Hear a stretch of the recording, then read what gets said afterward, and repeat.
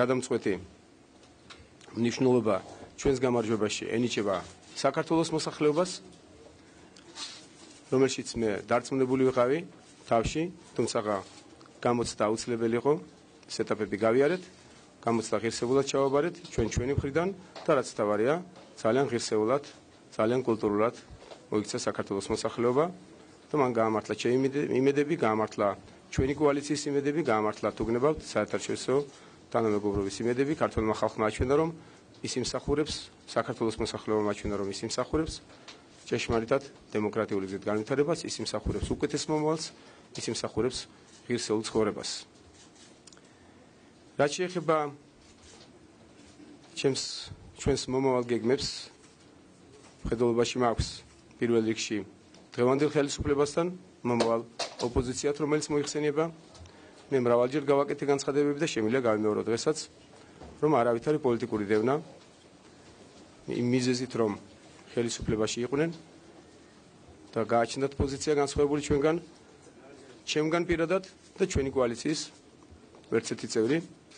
არც ერთი წევრი ამას არ გააკეთებს. გარდა იმ შემთხვევებისა, რა თქმა უნდა, ვისაც აქვს სამართალდარღვევა, სისხლის სამართლის დანაშაული ჩადენილი, რა თქმა უნდა, ქვეყანაში სამართლიანობა აღსდგება, ძალიან ბევრი მოქალაქეა დაზარალებული, თუ გნებავთ გამწარებული და რა თქმა უნდა, ჩვენ ყველას მიცემთ საშუალებას, რომ სამართალი მოიძებნოს ამ ქვეყანაში. ჩვენ ისე კარგად ჩავატარეთ მთელი პროცესი, ისე კარგად დავარეგულირეთ და დავასისტემეთ ყველაფერი, თუ გნებავთ ის გაყალბების სისტემის წინააღმდეგ ჩვენი სისტემა ძალიან კარგად მუშაობდა და ესე შემდგომ და რა თქმა უნდა, განსაკუთრებულად ხაზი უნდა გაუშვა, რომ ჩვენ ამავდროულად ძალიან კარგად ვიმუშავეთ საერთაშორისო თანამეგობრობასთან.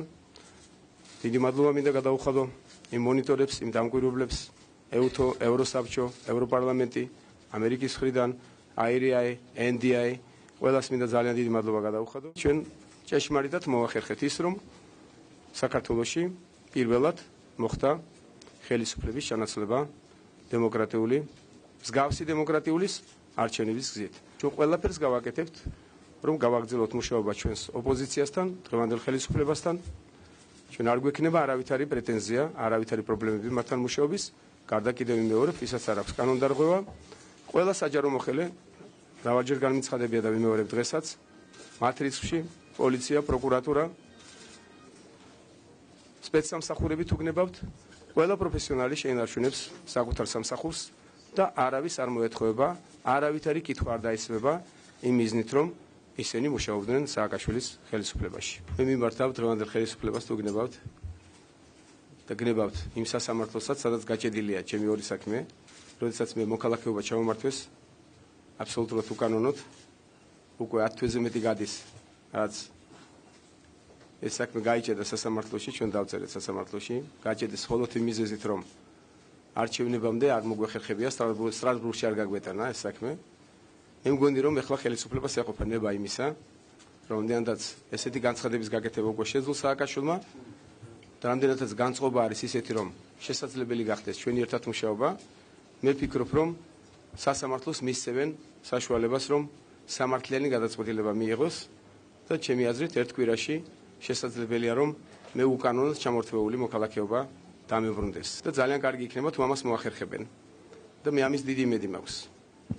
თუ არა, ასეთ შემთხვევაში დიდი სურვილი არ გამაჩნია ამის და ძალიან არ მინდა ვისარგებლო ამ კონსტიტუციით, რაზეც მე ვარი განვაცხადე, კონსტიტუციურად მე მაქვს უფლება ვისარგებლო და კანონიერად მე შემიძლია პრემიერ-მინისტრად ავირჩი. ახალი კონსტიტუციით პარლამენტი ამტკიცებს პრემიერ-მინისტრს.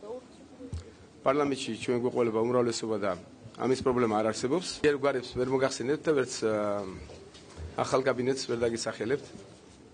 ეს ჯერ ჩვენ შიგნით გუნდში უნდა განვიხილოთ. ამის ზაობა მე არ მაქვს.